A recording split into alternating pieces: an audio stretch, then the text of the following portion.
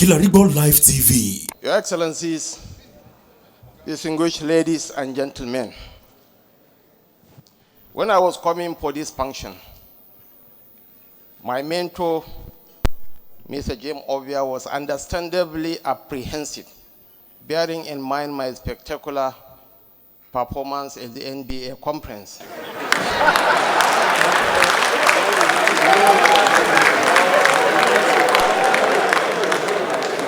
He was apprehensive whether I would come with my sneakers, my with my mango park suit. This time around, I don't know what the cases will end up saying.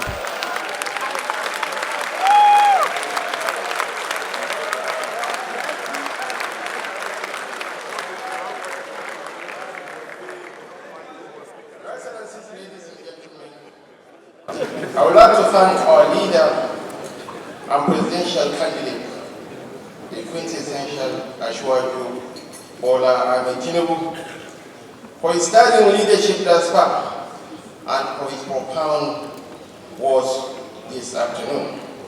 It is an honor for me to walk by his side on our mandate to take our nation to greater heights. If you have had time to read the recently launched manifesto, you will see that we have developed a truly comprehensive action plan. I will briefly walk through the various elements. My colleagues will talk about our fiscal and monetary policies, the oil and gas sector, technology, the creative arts, education, health, entertainment, and sports. I will therefore not talk much about these areas. I will start with a topic that we know is on everyone's mind at this time: security. We recognize that insecurity is a major deterrent of private enterprises and investments, not to talk of the threat to life and livelihoods. That is why we plan to adopt a proactive and intelligence-driven approach to addressing the nation's security challenges. These will include bolstering security forces in numbers, training, equipment, salaries, and welfare.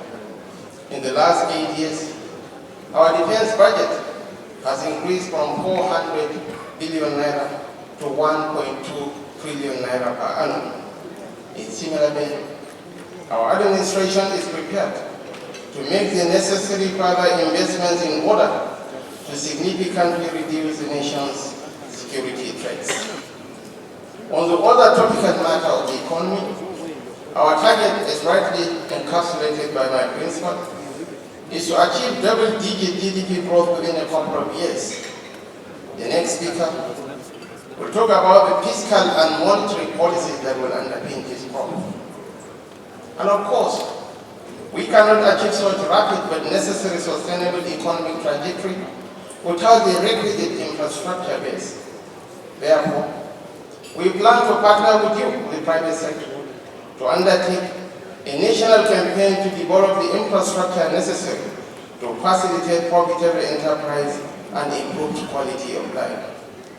We will continue to engage with you to ensure we are providing you with the support you require in order to develop and implement bankable projects. Of particular note our planned reforms to reposition Nigeria for sufficient on-grid power generation, transmission, and distribution. We currently transmit about 4,500 megawatts, which is far below our installed generation capacity of approximately 12,000 megawatts. We probably need to generate and deliver 20,000 megawatts to drive rapid economic growth and development in the near to medium term. To this end, we will also implement reforms to drive investment in rural and renewable energy. Addressing our power issue is not a luxury, but a necessity and must be treated as such. And globally, housing development is a big stimulator of economic growth and improved quality of life. With this understanding, we will introduce policies aimed at reducing the housing deficit across the country. These will include streamlining the land conveyancing process and providing the necessary incentives to boost mortgage lending as well as consumer credit in general.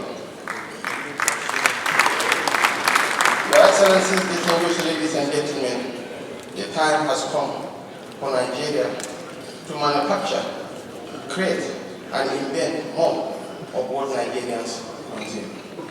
As such, the Tinubu administration will work to align our infrastructure priorities with the industrial master plan and introduce policies and incentives to encourage local production. As we have seen over the last few years, we cannot continue to be as import dependent as we have been. And shortly, my colleague Olu will also share more details about our plans to reform the oil and gas sector and how we are going to accelerate the full implementation of the PIA, including the use of our gas resources for the nation's electricity industry.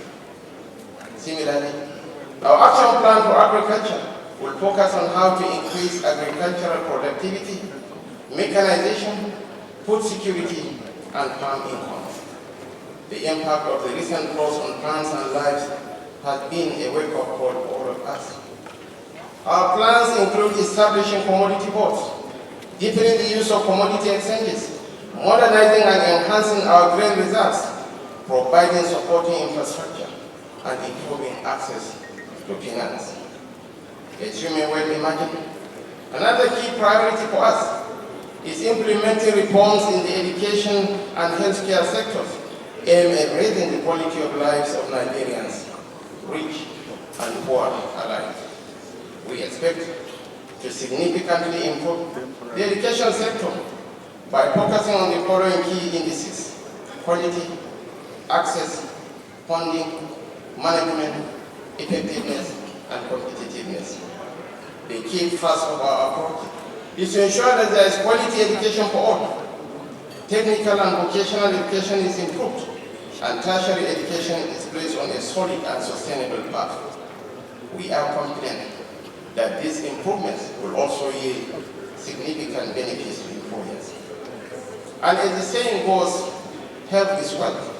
Will therefore frontally address our nation's healthcare challenges, including inadequate health infrastructure, fragmentation, and overburdened workforce, poor insurance coverage, high maternal and infant mortality, inadequate preventive care, and dependence on imported medicines and vaccines. Please let me use this opportunity to applaud the role the private sector has been playing in augmenting the efforts of the three tiers of government in the education and health spaces. Mention must be made of the recent intervention by the private sector during the COVID pandemic. We trust we can count on your continued support. As progressives, we believe that to build a successful nation, you need the healthy collaboration of government, private sector, and non-governmental organizations. We also recognize that in some areas, it is the duty of the government to shoulder the lion's share of the responsibility. Kilarigbo Live TV, ìkànnì amúlùdún àkọ́kọ́ tó ń gbé àṣà àti ìṣẹ̀lẹ̀ Yorùbá lárugẹ. Atagbantagba ló dé tagbangba ló ti pápá tó ní kí ló ní tagbangba ó ṣe. Àwọn gbàǹkọ́gbì alárinrin ètò ọ̀dọ́ wa ló sodo sí. Mo lè má lè sọ òyìnbó púpọ̀, but nínú Yorùbá tí mò ń sọ, àwọn kan yọ Yorùbá ń bẹ̀. Ṣé báwa náà kọ́ Ọlọ́run ọba ni kámú láti Kilarigbo Unlimited. Kilarigbo Unlimited ládùn ètò tí kò láfiwé. Aláràkúàrà. Orí ètò Aláràkúàrà ní àwàyè lórí Kilarigbo TV. Mo lo ata, tomatoes, àlùbọ́sà, ẹyin, mo lo carrot, mo dẹ̀ tún fi hot dog náà sí. Mélòó la fẹ́ kà nínú eyín adépèlé KPK kò gbọ̀kẹ̀. Kilarigbo ló ń jẹ́ bẹ́ẹ̀. Ká ṣe àkálẹ̀ àwọn ayẹyẹ lọ́nà tí ìgbàlódé léyìí tẹ́yìn ó sì gbádùn ẹ̀.